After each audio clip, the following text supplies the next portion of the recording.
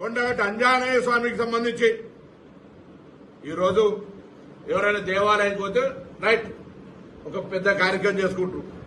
నువ్వు దాన్ని రాజకీయపరంగా వాడుకొని ఏదో కొండగట్టుకి ఏదో చేస్తారు కావచ్చు. తిరుమల దేవస్థానం చైర్మన్ రావాలి, ఈవో రావాలి. నువ్వు దేవాదాయ శాఖ మంత్రి కూడా కాదు. అయినా పోనీ సరే పరాయి రాష్ట్రమైన వస్తా ఉన్నాడని గౌరవించే విధంగా గౌరవించడం.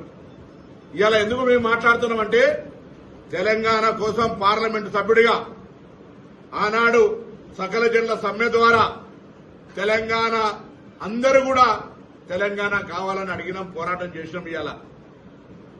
ఇవాళ తెలంగాణ పోరాట యోధులుగా అమరవీరులు కావచ్చు, లేదా పూర్తి స్థాయిగా ఇబ్బంది పడ్డటువంటి వాళ్ళు, కేసులు ఇతరత్ర ఉన్నటువంటి వాళ్ళను గుర్తించి గౌరవించాలి, గుర్తించాలని ఒకవైపు తెలంగాణ ఉద్యమకారులను గుర్తింపు గౌరవాన్ని ఇచ్చే కమిటీ ఏర్పాటు చేసుకొని ఇక్కడ మనం ఆ కార్యక్రమం చేస్తూ ఉంటుంటే తెలంగాణ ఎట్లా పడితే అట్లా తిట్టినాయనే, తెలంగాణ ప్రజల ఆత్మగౌరవానికి విఘాతం కలిగించిన ఆయనే తెలంగాణ ఆవిర్భావ దినోత్సవంలో రైట్ ఇది ఒక ప్రజల ఆకాంక్ష, తెలంగాణ రాష్ట్ర అభివృద్ధికి మేము కూడా సహకరిస్తాడు పర్లే. కానీ మరి ఈ నవనిర్మాణ సభను పెడతాడు పోయి గుజరాత్లో పెడతలేవు, పక్కన కేరళలో పెడతలేవు, పక్క తమిళనాడు పెడతలేవు.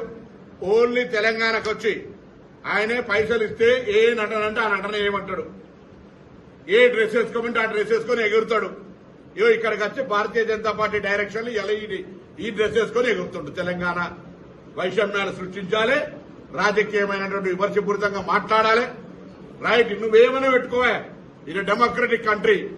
కానీ నా గుండెల మీద దాన్ని, నా తెలంగాణ ప్రజల ఆత్మ గౌరవాన్ని గాయం కలిగించేటువంటి కోనసీమ కొబ్బరి చెట్లు తెలంగాణ వాళ్ళ కళ్ళతోటి మాడిపోయినాయి అంటే, లేదా తెలంగాణ ఏర్పడితే 11 రోజులు అన్నం తినలేదు బాధపడ్డా అన్నటువంటి వాడు ఇక్కడికి వస్తే మాట్లాడే ముందు దానికి జవాబు చెప్పాల్సిందిగా నేను డిమాండ్ చేస్తాను.